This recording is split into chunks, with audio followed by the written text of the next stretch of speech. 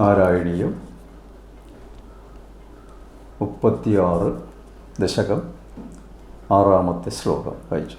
ശുക്രോ ജീവിതതാദവാക്യചലിത ക്രോധോദസംഖ്യാസമം ബിഭ്രദ്യാതമഹോദരോ വനിഹിതം ചാപം കുടാരം ശരാൻ ആരൂഢസഹവാഹയന്ത്രകരതം മാഹിഷ്മദീമാവിശൻ വാഗ്ഭിർവത്സമദാ ശുഷിച്ചിനിപദോ സംഭ്രാംസ്തുതാ സങ്കരം.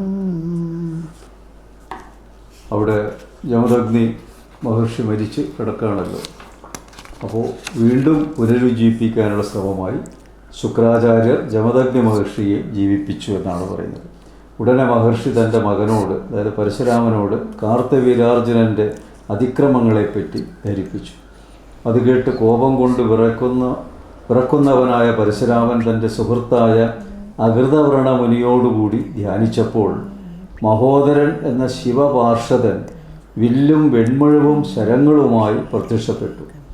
അവയെല്ലാം എടുത്ത് കുതിരകളും സാരഥിയുമുള്ള ലക്ഷണത്തോടു കൂടിയ തേരിൽ കയറി കാർത്തവീരാർജുനൻ്റെ ആസ്ഥാനമായ മാഹിഷ്മതി നഗരത്തിൽ പരശുരാമനെത്തി.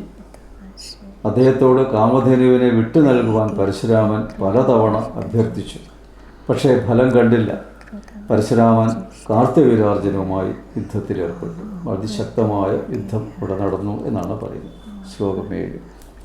പുത്രാണാമയുധേന സപ്തദശഭി അക്ഷോഹിണീഭിർമഹാ സേനാനീഭിരനേകമിത്രനിവഹൈ വ്യാജൃംഭിതായോധനാ സദ്യസ്ത്വത്കുടാരബാണവിതള നിശേഷസൈന്യോത്കരോ ഭീതിപ്രദ്രുതനഷ്ടശേഷ്ടതനയ ത്വമാപതദ്ദേഹയ.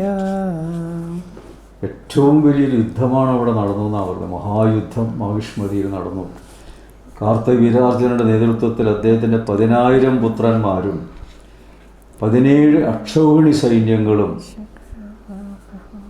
അവിടെ ഒത്തുചേർന്നു എന്നാണ് പറയുന്നത്. അപ്പോൾ ഇവിടെ ഈ 21,870 ആനകൾ, 21,870 തേരുകൾ, 65,610 കുതിരകൾ, 1,09,350 കാലാൾ ഭടന്മാർ പടയും ചേർന്നതാണ് ഒരു അക്ഷൗഹിണി എന്ന് പറയുന്നത്. അപ്പോൾ അങ്ങനെയുള്ള ആ സേനയുടെ വലിപ്പം എത്രയായിരിക്കണം എന്നുള്ളതാണ്. 17 അക്ഷൗഹിണി എന്നാണ് പറയുന്നത്. അപ്പോൾ കണക്കൂട്ടുക, അത്രയും സേനയോടുകൂടിയാണ് യുദ്ധത്തിനായിട്ട് വന്നത്. പരാക്രമശാലികളായ സേനാപതിമാരും അനേകം ബന്ധുമിത്രാദികളും ഒന്നിച്ചു ചേർന്ന് പരശുരാമനുമായി യുദ്ധം ചെയ്തു.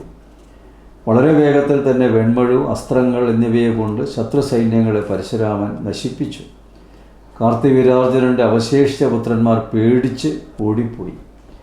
ഏകനായ കാർത്തിവീരാർജുനൻ പരശുരാമൻ്റെ നേരെ കുതിച്ചു. അവസാനം കാർത്തിവീരാർജുനൻ മാത്രം ഒറ്റപ്പെട്ടു. ആ ഒറ്റപ്പെട്ട സന്ദർഭത്തിൽ പരശുരാമൻ കാർത്തിക വധിക്കാനായിട്ട് അടുത്തു ചെന്നു എന്നാണ് പറയുന്നത്. അടുത്ത ശ്ലോകം. ശ്ലോകം 8. ലീലാവാരിത നർമ്മദാ ജലവല ലിംഗേശഗർവാപഹ ശ്രീമദ്ബാഹുസഹസ്രമുക്തബഹു ശസ്ത്രാസ്ത്രം നിരുന്ധന്നമും ചക്രേ ത്വയ്യദ വൈഷ്ണവേഭിവിപലേ ബുദ്ധ്വാ ഹരിം ത്വാമുദാ ധ്യായന്തം ചിദ സർവദോഷമവധി സോഗാത്പരം തേ പദം. അഹങ്കാരിയായ രാവണനെ ഒരിക്കൽ കാർത്തിവീരാർജുനൻ അപഹാസ്യനാക്കി. തൻ്റെ 1000 കൈകളെ കൊണ്ട് നർമ്മദാ നദിയിലെ ജലത്തെ തടഞ്ഞു നിർത്തി. അല്പം അകലെ നദിക്കരയിൽ പ്രാർത്ഥിച്ചു കൊണ്ടിരിക്കുകയായിരുന്ന രാവണൻ കാർത്തിവീരാർജുനൻ പെട്ടെന്ന് കൈകൾ പിൻവലിച്ചപ്പോൾ തടഞ്ഞു നിർത്തപ്പെട്ട നദീജലം അതിശക്തമായി പ്രവഹിച്ചു. ഈ ജലപ്രവാഹത്തിൽ രാവണൻ മുങ്ങിയും പൊങ്ങിയും അവശനായി തീർന്നു. കാർത്തിവീരാർജുനൻ്റെ അപാരമായ ബുദ്ധിശക്തിയും കായികശക്തിയും ലോകപ്രസിദ്ധമാണ്. തൻ്റെ 1000 കൈകളിൽ ആയുധങ്ങളും ദിവ്യാസ്ത്രങ്ങളുമായി പരശുരാമനോട് യുദ്ധത്തിനായി വന്നപ്പോൾ അദ്ദേഹം അവനെ തടഞ്ഞു നിർത്തി. വിഷ്ണുദത്തമായ സുദർശന ചക്രം പരശുരാമൻ്റെ നേരെ കാർത്തിവീരാർജുനൻ പ്രയോഗിച്ചുവെങ്കിലും നിഷ്ഫലമായി. ഈ സന്ദർഭത്തിൽ താൻ ഏറ്റുമുട്ടുന്നത് മഹാവിഷ്ണുവിനോടാണെന്ന് അവൻ തിരിച്ചറിഞ്ഞു. പരശുരാമൻ അവൻ്റെ 1000 കൈകളും മുറിച്ച് അവനെ വധിച്ചു. കാർത്തിവീരാർജുനാകട്ടെ പരമപദമായ വൈകുണ്ഠലോകത്തിൽ പ്രവേശിച്ചു. അടുത്തത് ശ്ലോകം 9. ഭൂയോമർഷിതഹൈഹയാത്മജഗണേ സ്ഥാദേഹദേരേണുക മാഗ്നാനാം ഹൃദയം നിരീച്ച ബഹുശോ ഘോരാം പ്രതിജ്ഞാം വഹൻ ധ്യാനാനേതരഥായുധസ്തുമകൃത വിപ്രദ്രുഹക്ഷത്രിയാൻ ദിക്ചക്രേഷു കുടാരയൻ വിശിഖയൻ ദിക്ഷത്രിയാം മേദിനീം. അച്ഛനെ വധിച്ചതിൽ കോപിഷ്ഠരായ കാർത്തിവീരാർജുനൻ്റെ മക്കൾ പരശുരാമൻ്റെ പിതാവിനെ വധിച്ചു. ഭർത്താവിനെ വധിച്ചതിൽ കഠിന ദുഃഖിതയായ രേണുക മാറത്തടിച്ച് നിലവിളിച്ചു. ഈ രംഗം കണ്ട പരശുരാമൻ ധ്യാനം ചെയ്ത് തേരും ആയുധങ്ങളും നേടി. എല്ലാ ദിക്കുകളിലുമുള്ള വേദജ്ഞന്മാരെ ദ്രോഹിക്കുന്ന ക്ഷത്രിയ രാജാക്കന്മാരെ വധിച്ച് ഭൂമിയെ ക്ഷത്രിയമുക്തമാക്കി. തൻ്റെ അമ്മ അച്ഛൻ്റെ വിയോഗത്താൽ ദുഃഖിതയായി 21 തവണ മാറത്തടിച്ച് കരയുന്നത് പരശുരാമൻ ശ്രദ്ധിച്ചിരുന്നുവത്രേ.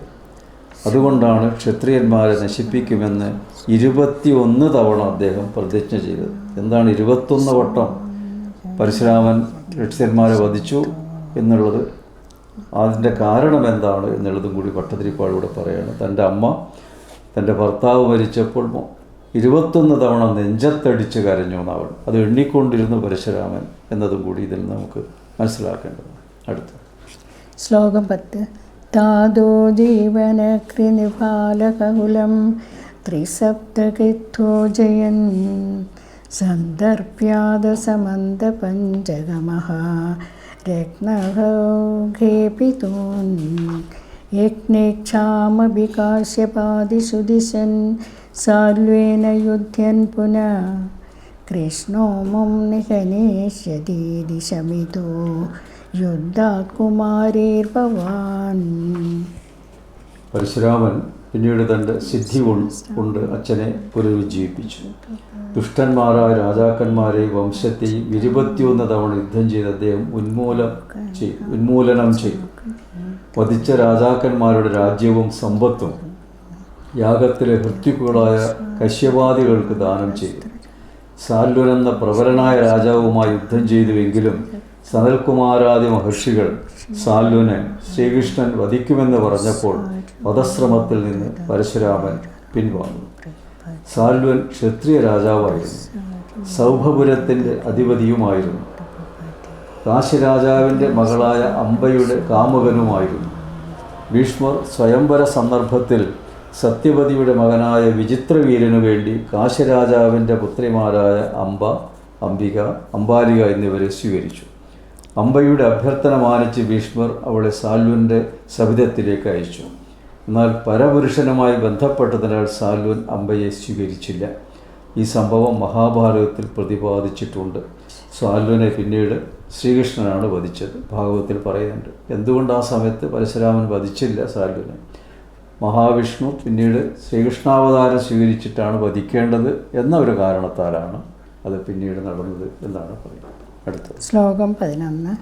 നസ്യാസ്ത്രാണി മഹേന്ദ്രഭൂഭൃതിതപ തന്നൻ പുനർമജ്ജിതാം ഗോകർണാവതി സാഗരേണ ധരണീം ദിഷ്ട്വാർത്തിദത്താപസേ ദ്വാദ്യേശ്വാസദിധാനലാസ്ത്രചകിതം സിന്ധും ശ്രുവക്ഷേപണ ദുസ്സാര്യോ ധൃതകേരളോ ഭൃഗുപതേ വാദേശ സംരക്ഷമാം.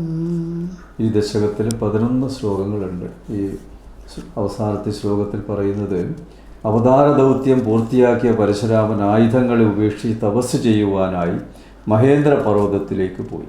പിന്നീട് സമുദ്രത്തിൽ ആഴ്ന്നു കിടക്കുന്ന ഗോകർണം വരെ നീണ്ടുകിടക്കുന്ന കേരളത്തെ വീണ്ടെടുക്കുവാനുള്ള ശ്രമം നടത്തി. താപസന്മാരുടെ അഭ്യർത്ഥന മാനിച്ച് ധ്യാനത്തിലൂടെ നേടിയ വില്ലിൽ ആഗ്നേയാസ്ത്രം തൊടുത്ത് സമുദ്രത്തിന് നേരെ ലക്ഷ്യം വെച്ചപ്പോൾ സമുദ്രം ഭയപ്പെട്ടു നിൽക്കുന്ന സമുദ്രത്തെ കയ്യിലുള്ള സുവത്തെ എറിഞ്ഞ് മാറ്റി നിർത്തി പരശുരാമൻ കന്യാകുമാരി മുതൽ ഗോകർണം വരെയുള്ള കേരളത്തെ സമുദ്രത്തിൽ നിന്ന് വീണ്ടെടുത്തു. കേരളം മുഴുവനും ദേവീദേവന്മാരെ പ്രതിഷ്ഠിച്ച് അവർക്കായി കേരളഭൂമിയെ പരശുരാമൻ സമർപ്പിച്ചു.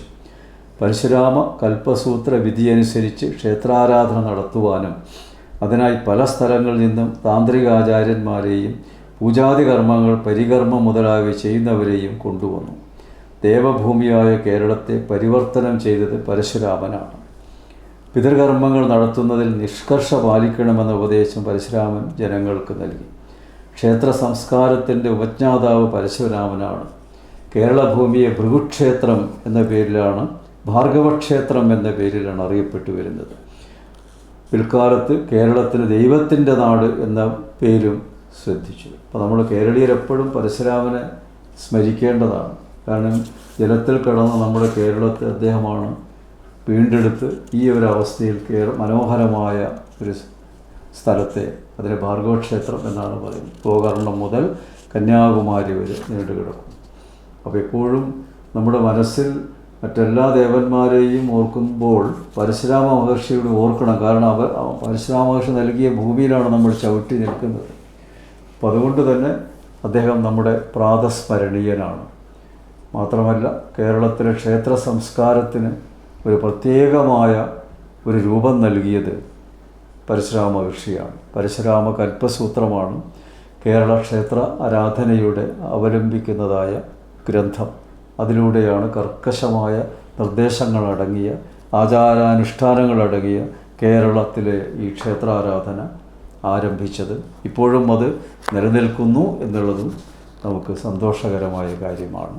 നമസ്തേ.